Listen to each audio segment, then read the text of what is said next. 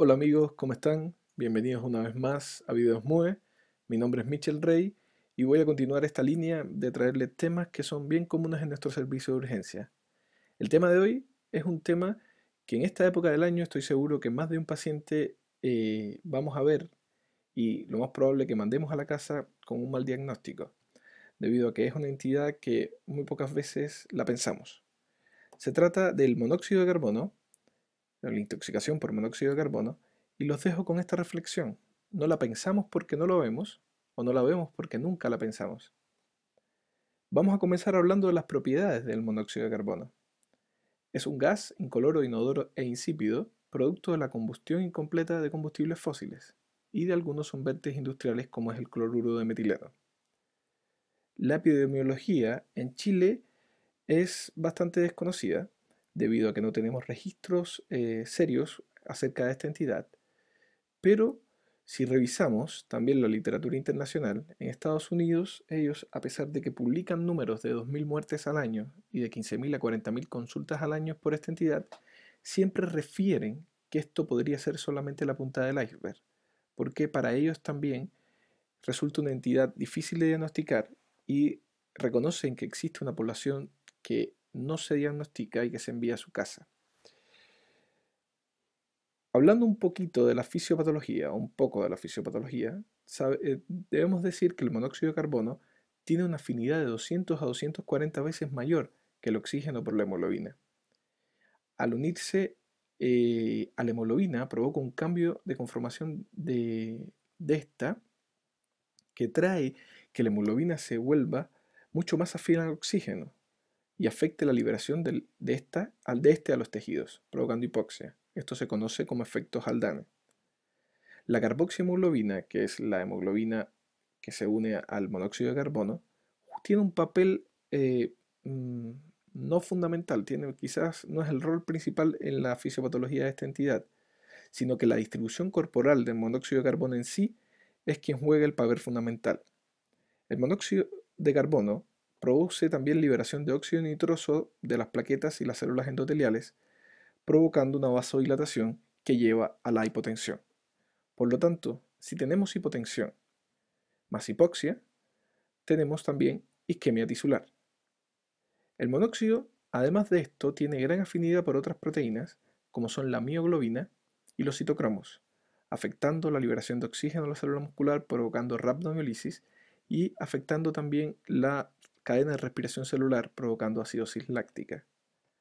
Por lo tanto, no es de extrañar, por la fisiopatología de esta entidad, que el cuadro clínico sea bastante diverso, desde un paciente que llega eh, no grave, sino leve, consultando por fatiga, confusión, quizás náuseas, vómitos o dolor de cabeza, a un paciente grave que se encuentre convulsionando, hipotenso, con una isquemia miocárdica o en coma.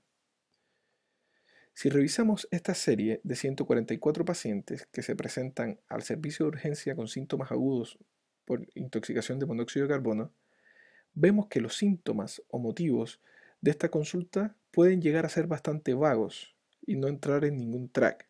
O sea, no es el caso, por supuesto, ni de la cefalea, ni de la disnea, ni del dolor torácico, del compromiso de conciencia. Pero hay otros como son la fatiga generalizada, o el mareo, o las náuseas y vómitos, que quizás son síntomas que desde el punto de vista médico nos carga tratar y consideramos o asociamos estos síntomas a trastornos ansiosos. Y ahí, mis queridos amigos, es donde metemos la pata, porque quizás este paciente que llega con estos síntomas vagos en esta época del año nos esté alertando que la próxima vez va a llegar en coma o convulsionando, cuando lo volvamos a mandar a la casa sin un diagnóstico y en su casa se está contaminando porque es donde está la fuente de emisión. Por lo tanto, ¿qué hacer cuando la clínica no nos ayuda y cuando no tenemos datos estadísticos para saber cuál es la incidencia de esta entidad y pensamos que estamos a ciegas? Bueno, efectivamente, cuando no sepamos qué hacer, la respuesta siempre es pensar. Y pensar no solamente es acerca de la entidad, sino que revisar la bibliografía y revisar cuál es nuestra realidad acerca o nuestro riesgo de presentar esta entidad. Revisando un poco la literatura, vemos esta serie de 6 años donde ellos eh, o sea, ellos ven todos los pacientes que murieron por intoxicación por monóxido de carbono y revisaron las fuentes. En la mitad de todos los casos, la fuente fue una fuente de calefacción. En segundo lugar, son las fuentes energéticas alternativas, las cuales quizás en Santiago no son tan comunes, pero en zonas más extremas del país sí. Se utilizan con mayor frecuencia y sobre todo en la minería, donde se necesitan hacer trabajos y no hay instalaciones eléctricas. Y en tercer lugar están algo bastante común en Chile, que son los asados. Cuando se realizan en zonas poco ventiladas puede ser una forma de emisión de monóxido de carbono importante. Entonces, si vemos esto, que es una serie bastante grande, quizás ¿no sería interesante conocer cómo se calefacciona en Chile o cómo se calientan en Chile? Desde el punto de vista, por supuesto, de la calefacción, estoy hablando. Revisando este estudio publicado por el DITUC, que es el Departamento de Ingeniería de la Universidad Católica de Chile, ellos realizaron un observatorio de contaminación intradomiciliaria. Y ellos llegaron a la conclusión de que en Chile la principal fuente de calefacción o la más usada es el gas tradicional. En segundo lugar, la parafina tradicional. Y en tercer lugar, la leña o el carbón o los braseros. Ahora, si esto lo trasladamos a ver cuánto emite cada una de estas fuentes, vemos que el carbón o brasero es la mayor concentración o la mayor emisión de monóxido de carbono, seguido por el gas radiante, que son las estufas que tienen este balón de gas, que son bastante populares, incluso en hospitales, y en tercer lugar la parafina tradicional. Otro tema importante de este informe, que está publicado en www.omad.cl, es que ellos revisan cómo se comporta la calefacción en cada una o en algunas regiones del país. Por lo tanto, este dato es bastante importante porque en dependencia de dónde estemos, será la característica o el riesgo que tengan nuestros pacientes. En este otro estudio de la Universidad de Chile, ellos comparan la contaminación por material particulado en diferentes comunas de Santiago y además realizan la relación con los niveles de contaminación con los combustibles que se utilizan debido a que los combustibles más baratos, como son el carbón o la parafina, eh, son los más contaminantes. Esto es de vital importancia en dependencia de dónde estemos, porque conocer esto nos ayuda a, sin necesidad de saber cuántos pacientes con intoxicados o intoxicados con monóxido de carbono hay cada año en Santiago o en donde estemos, saber a qué riesgo está expuesto nuestra población. Y esto es un estudio que no está publicado en ninguna revista médica, pero sí nos alejamos un poquito y le pedimos a algunas ciencias hermanas que nos ayuden, podemos tener muchísima información. Otra cosa es el invierno. Si sabemos que la fuente de contaminación es la causa, o sea, la fuente de calefacción, disculpen, es la causa de la mitad de todas las intoxicaciones letales por monóxido de carbono, ¿por qué cuando llega el invierno inmediatamente colocamos nuestro setting de pensamiento en los mocos, en la influenza, en la neumonía? Pero quizás debiéramos hacerlo en este tipo de pacientes, con cefaleas, con mareos, con fatiga. Y si pensamos en ello, comenzaríamos a preguntarle acerca de cómo su entorno, si existe alguien de su casa que tengan los mismos síntomas, si esto ocurre por la mañana mientras se ducha, qué tipo de calefón lo tiene dentro de la ducha o fuera. Y son cosas que no preguntamos cuando vemos un paciente con mareos o no preguntamos cuando vemos un paciente con cefalea, simplemente porque no lo pensamos, a pesar de que estemos en invierno y de que sabemos que la incidencia va a aumentar y que vamos a empezar a usar fuentes de calefacción, nunca la pensamos. Ahora bien, ¿cómo diagnostico esta entidad? El diagnóstico se hace mediante los niveles de carboxihemoglobina en sangre. Debemos conocer que una persona no fumadora no debe ser mayor de 1.5 a 2%, mientras que un fumador puede ser hasta de 10 a un 12%. Los niveles por encima de estos rangos son considerados como positivo a la exposición. Siempre recordar que exposición no es lo mismo que intoxicación. Por lo tanto, esto nos puede ayudar si lo correlacionamos con la clínica, pero un nivel aislado de carboxihemoglobina no nos dice nada.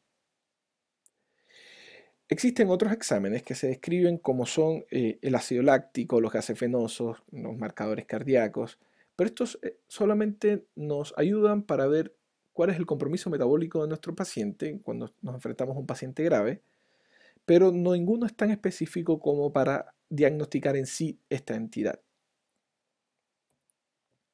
Ahora bien, les traigo esto porque es algo que sería lo ideal. Esto es un coxímetro, igual que el oxímetro que tenemos o que usamos en el triage, donde cada paciente que llega le tomamos la temperatura, la presión y vemos cuánto satura. Este dispositivo te ayuda, un coxímetro de pulso, a ver cuál es la concentración de carboxihemoglobina. Son bien caros, nunca he visto uno en ningún lugar donde he trabajado, pero quizás en un futuro no muy lejano formará parte, sobre todo en los lugares donde hay exposición o hay riesgo de exposición a fuentes emisoras de monóxido, de todo triage de servicio de urgencia. Ojalá. Ahora bien, el tratamiento de la intoxicación por monóxido de carbono es oxígeno, y la forma de darlo va a depender de nuestro paciente. No es lo mismo un paciente estable que un paciente con un compromiso vital, el cual tenemos que primero manejar para tener pacientes que tratar. Como sabemos, el monóxido de carbono se adquiere a través de la ventilación y se elimina también a través de la ventilación.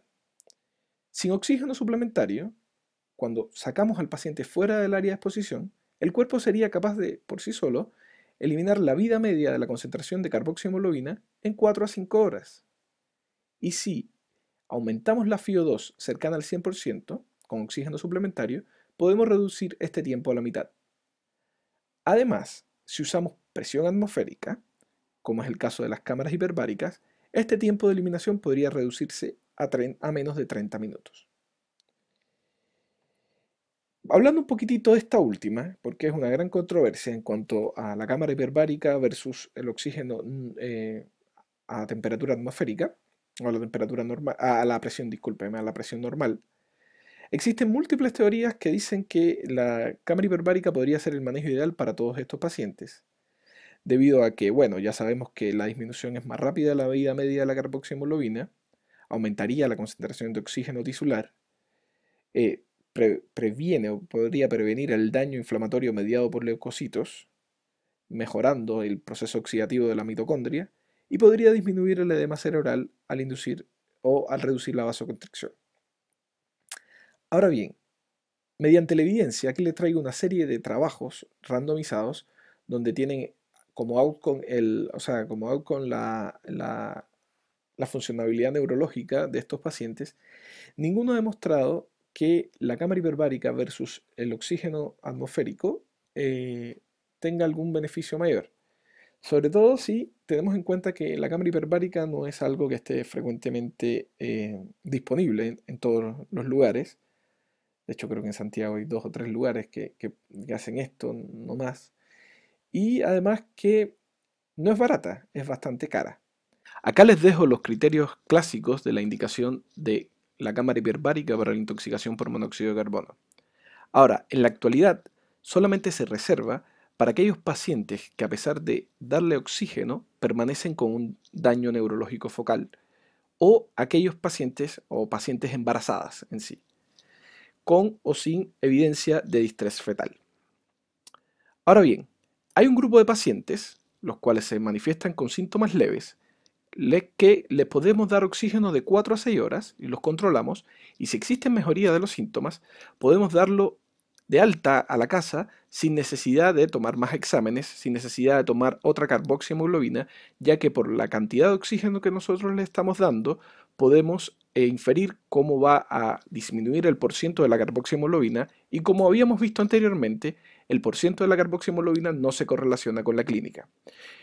Ahora sí, si le vamos a dar de alta, lo más importante es identificar la fuente de emisión del contaminante, debido a que si le vamos a dar de alta para que vuelva a intoxicarse no tiene ninguna gracia.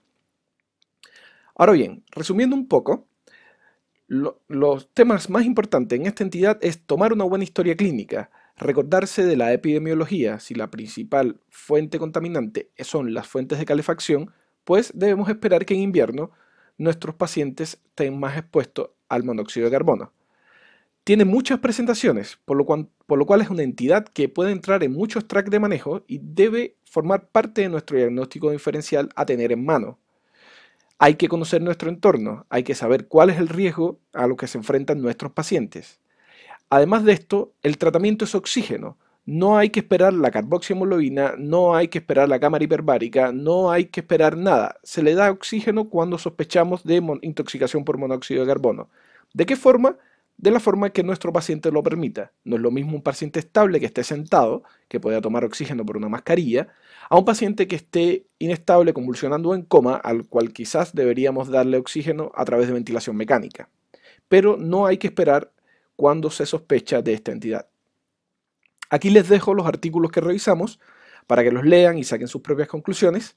Y muchas gracias, espero que les haya sido útil y nos vemos en un próximo video MUE. Gracias.